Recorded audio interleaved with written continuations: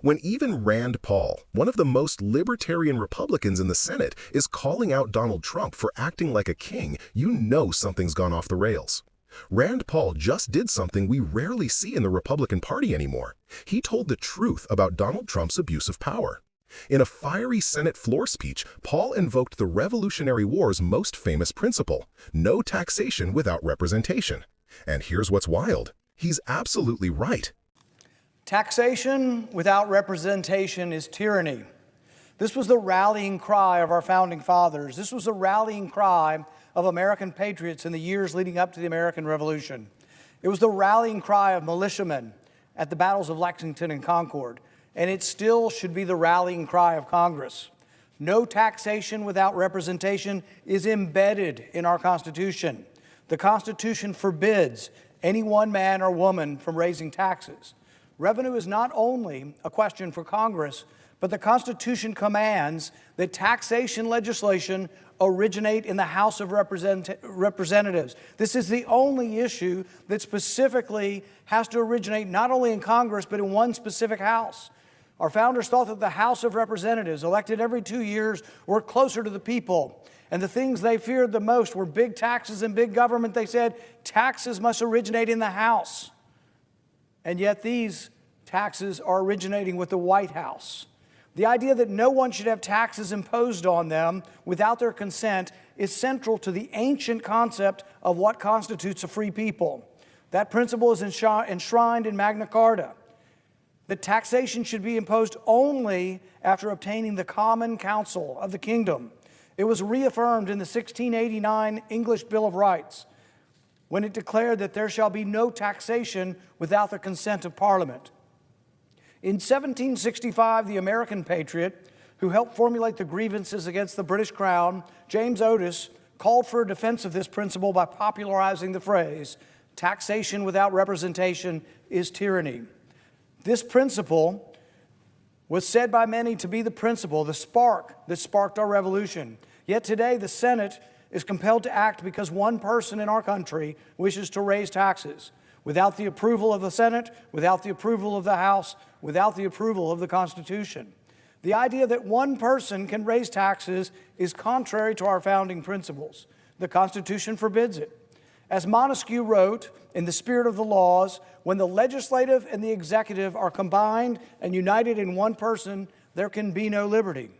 Our founders took that heart to lesson and embedded that in the Constitution, the principle of the separation of powers, as well as a system of checks and balances.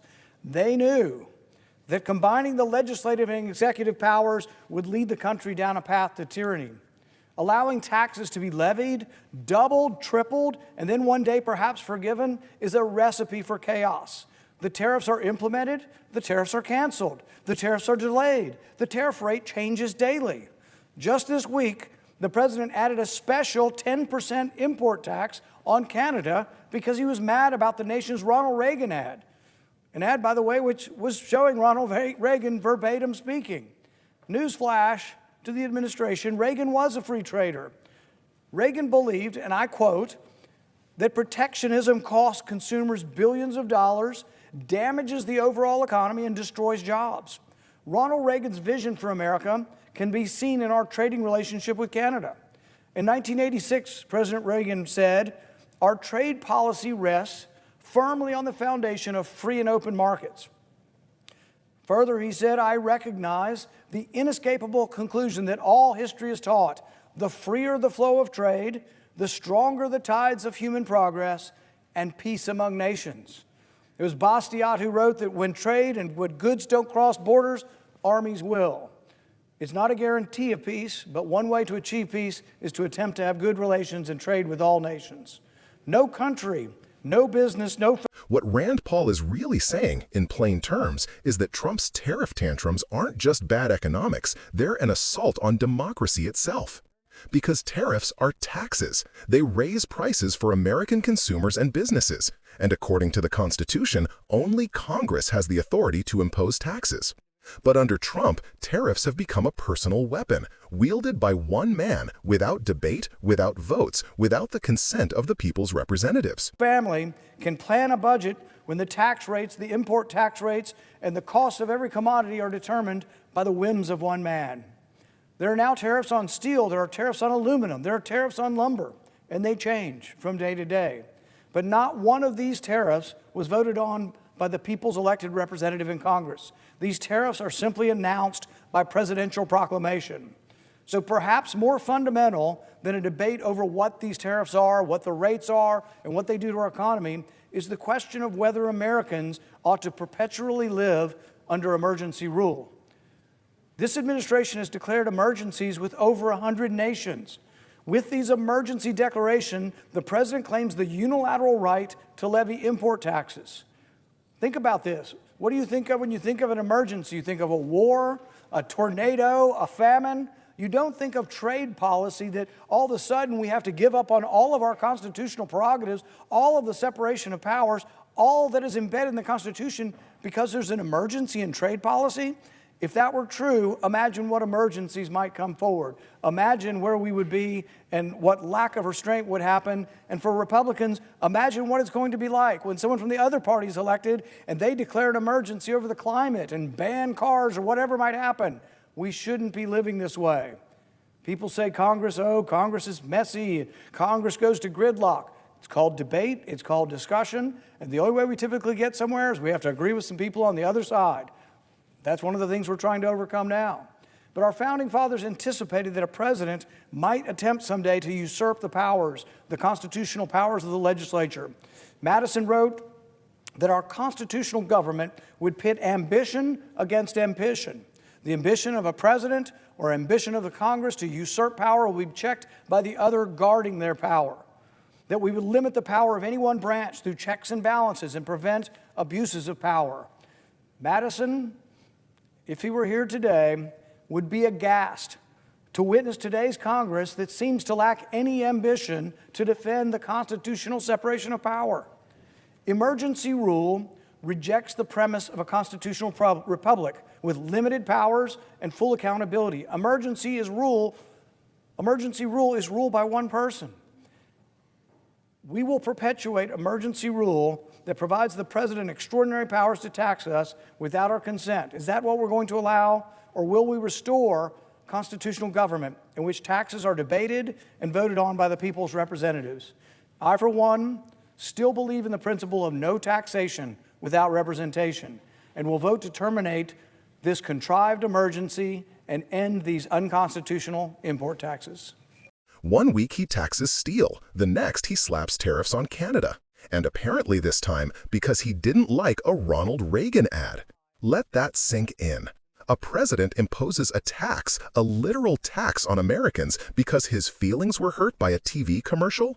That's not governing, that's rule by emotion. It's the very kind of arbitrary power the founders fought a revolution to escape. And Rand Paul, to his credit, drew that exact line. From the battles of Lexington and Concord to Trump's White House. He reminded his party that America was born because we refused to let one man decide what the people should pay. That's what tyranny looked like in 1776, and frankly, it's what it looks like now. But here's where it gets complicated. Rand Paul is right on the Constitution, but let's not forget, this didn't happen in a vacuum. The modern GOP built this monster. For years, Republicans cheered Trump's America First tariffs as tough, patriotic policy, when in reality, those tariffs were a hidden tax on American workers and families. Manufacturers paid more for raw materials. Farmers faced foreign retaliation. Consumers saw higher prices on everything from lumber to cars. Yet Trump called it winning, and Republican leadership stayed silent, until now, when it's politically convenient to distance themselves.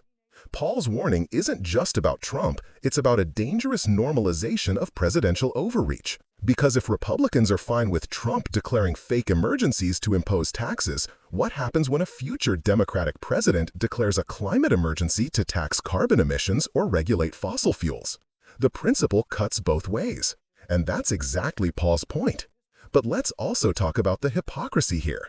Rand Paul voted for massive Trump-era tax cuts that overwhelmingly benefited billionaires, exploded the deficit, and did nothing to address working-class needs.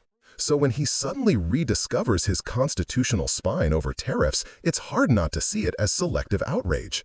Still, credit where it's due. He's right to call out the idea of emergency rule. The United States has been living under a patchwork of national emergencies for decades, many of them outdated or politically convenient. Trump used these emergency powers to sidestep Congress and govern by proclamation. That's not how democracy is supposed to function. And when Rand Paul says emergency rule is rule by one person, he's quoting a truth every American should care about, Republican or Democrat.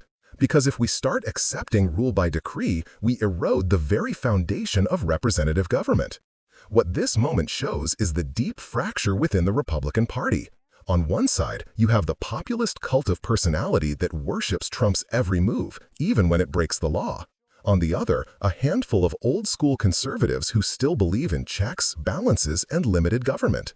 Rand Paul is one of the few with enough intellectual consistency to call it what it is: tyranny wrapped in a flag. Now, the question isn't whether Trump's tariffs hurt the economy. They did.